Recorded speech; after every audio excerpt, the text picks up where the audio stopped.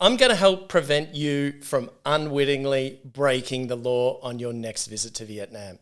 You see, I've been living and working in Vietnam since 2010 and I haven't been locked up yet. So in this video, I'm going to help clarify what the law actually is in relation to some circumstances that you could potentially find yourself in as a tourist or resident when you're here in Vietnam. So let's get into it. Now, before we actually get into this video, I need to tell you I'm not a lawyer, nor am I an expert in Vietnamese law. So seek clarification about anything I say in this video from people appropriately qualified to give advice on legal matters. So to kick this segment off, drugs is an obvious one I should mention, but I'm not going to go into any detail about them, just that Vietnam has some of the harshest drug laws in the world and that there's a death penalty for trafficking them. Now, I'm not suggesting that was in your plans, but I'm just putting it out there. So it should go without saying, keep away from recreational drugs while you're here. Now, let's look at a few less obvious things that could get you into trouble with the authorities. One of those things is e-cigarettes or vapes. Vietnam banned the production, trade and use of vapes on January 1st, 2025. Now, as a tourist, it's hard to say how this might affect you, but I'd hazard to say that if any paraphernalia related to vaping is detected on you or in your baggage, it'll be confiscated and you can be fined up to 2 million Vietnamese dong and potentially refused entry into Vietnam. I mean, anything can happen at immigration, right? And anyone found to be importing them and trading them, well, they face up to 15 years in jail. Who knows what the process of paying that fine would be as a tourist, but I'm assuming it would be on a case-by-case basis. If it's happened to you, let us know in the comments. I'd be interested to hear about your experience. Also included in the same decree is a ban on shishas or hookahs. No, not those ones. I'll get to them in a sec. I mean the instrument used for smoking that you commonly see in Middle Eastern restaurants. And also there's a reminder that inhaling laughing gas at bars and clubs is illegal. Now, laughing gas is nitrous oxide, which is typically used during medical procedures that calms you down, and if you inhale enough, it induces a sense of euphoria. Kind of like what you're feeling now watching this video. No? Anyway, up until January 1 this year, it wasn't hard to find bars and clubs in Saigon offering balloons filled with nitrous. And from what I could tell, they were very good money earners. They were popular and they really inflated the average bill. Now, another one that's kind of obvious is prostitution. That's illegal here. But where you might get caught up in an uncomfortable situation is if you hook up, for want of a better phrase, with a local lady, working or otherwise, and you want to take her back to your hotel. Well, that's illegal too. By law, if a foreigner with a Vietnamese partner wishes to check into a hotel or take them back for the evening, by law they're supposed to provide evidence that they're married. If they can't, they'll be asked to buy another room, although I hear things seem to be softening in this regard. And finally, gambling. Gambling is legal here, kind of, for different people at different times. I bet you have no idea what I'm talking about right now. Well, Vietnam officially has 9 casinos, but some large hotels also have, let's call them gaming rooms.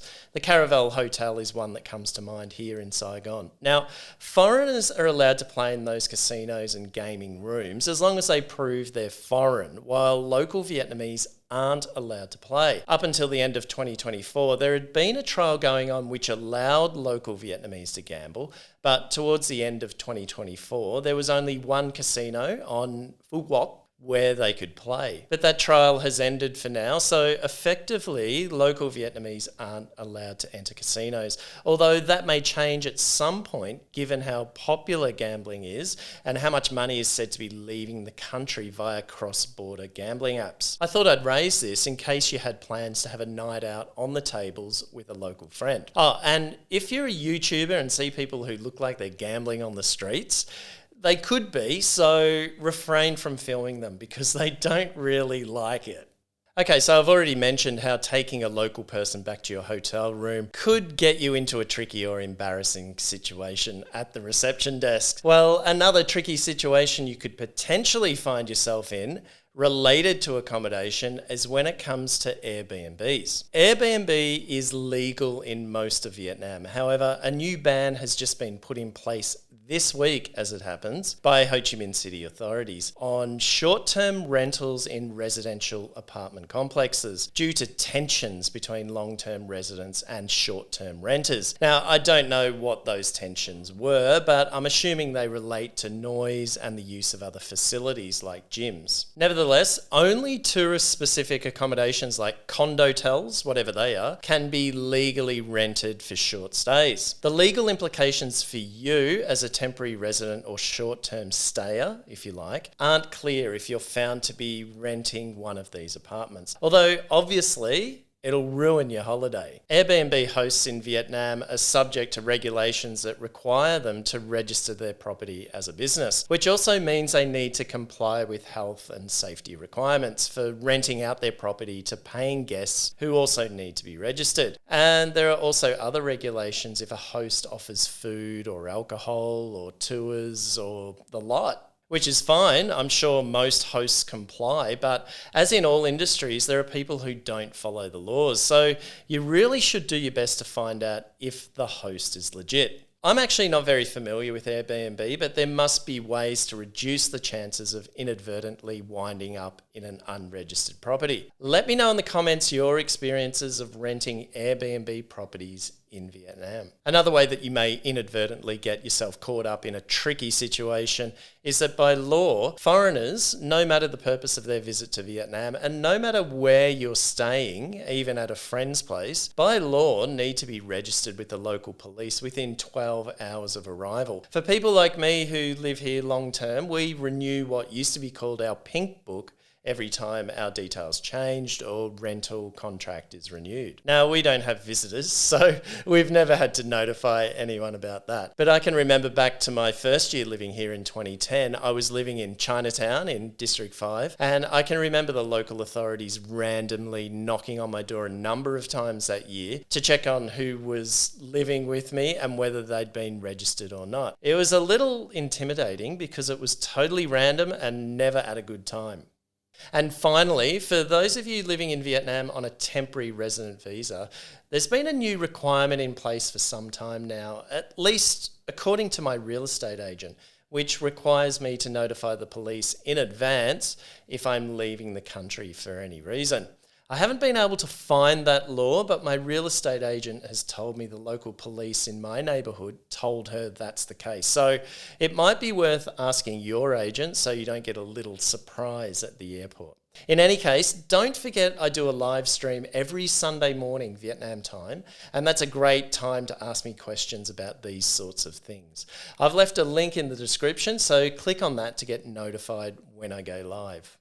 Back in the day before mobile phones and the internet, it was really easy to remember not to bring all your porn magazines with you whenever you went overseas. I mean, they were heavy, and besides, you didn't want your collection to get any more dog-eared than they already were. So that effectively prevented you from inadvertently breaking the law when entering countries like Vietnam, which has a ban on bringing pornographic material into the country. Now, it's a fairly archaic law in the sense that no one reads magazines anymore, but it's still in place even though these days we access all our porn on mobile phones and they're almost always in our hands or pockets. Funnily enough, despite the ban on pornographic material being brought into the country, it's still readily accessible online here, although they tell me Pornhub's blocked.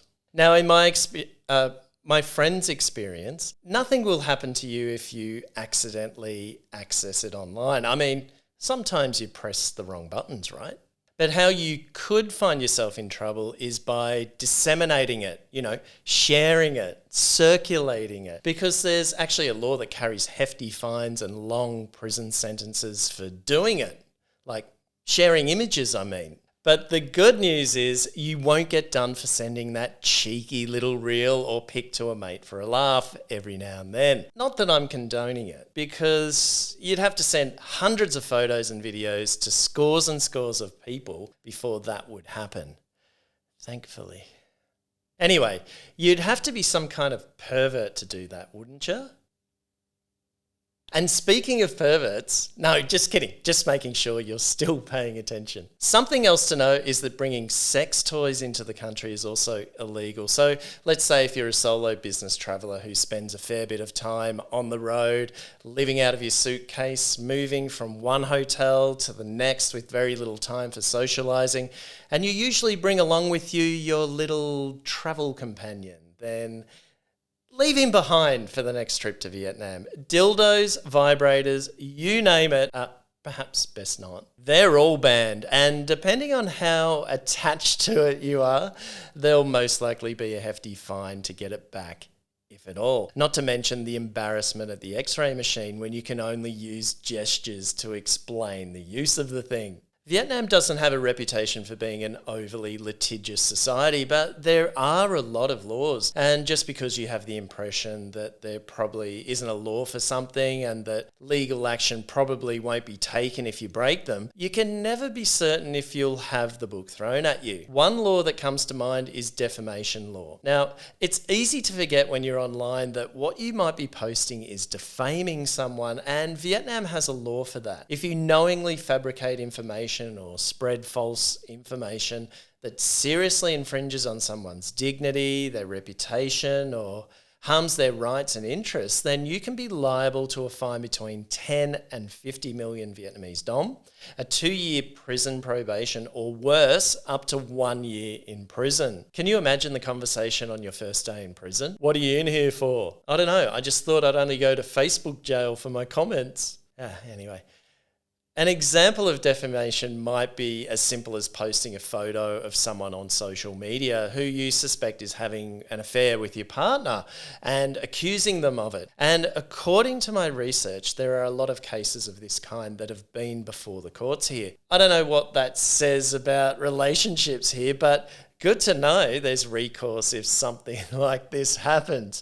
And I'm sure it won't, but you know. Another law is related to bad-mouthing someone. And from what I've read, court cases related to bad-mouthing someone are quite common. Someone who feels they have been bad-mouthed or slandered, I guess, can sue for damages to their honour, dignity and prestige. According to one legal document I read online, bad-mouthing can be defined as using gestures, harsh words, provocations, teasing and insults that offends the honour and dignity of others and can result in monetary fines up to 300,000 Vietnamese dong if there's no criminal case to answer. Oh, come on. That's absolutely... I guess how these two laws may potentially impact you is when it comes to relationships and your dirty washing aired online in places like expat Facebook groups. And potentially when it comes to giving negative reviews either in print or online about dining and drinking experiences. Now these types of experiences are subjective. That is,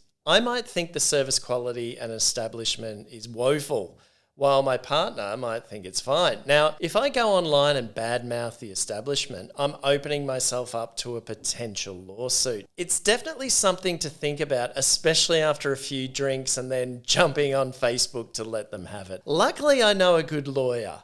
Well, he's a lawyer. And this last one on the list is more about protecting you than anything else, although it could land you in some hot water. Ride-hailing services are required to register as commercial vehicles with special licences.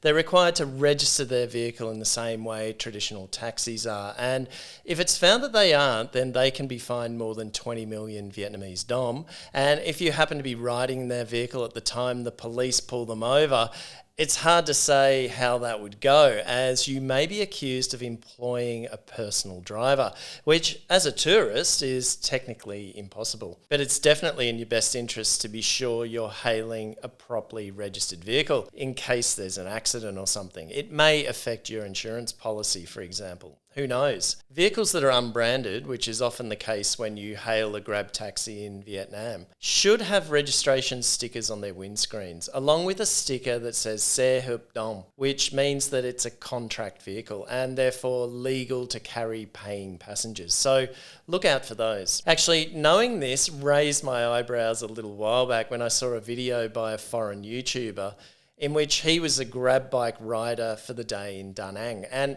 he actually picked up paying customers to see what it would be like being a grab driver in Vietnam. A novel idea, yes, and he even said that it was the first time someone had filmed this.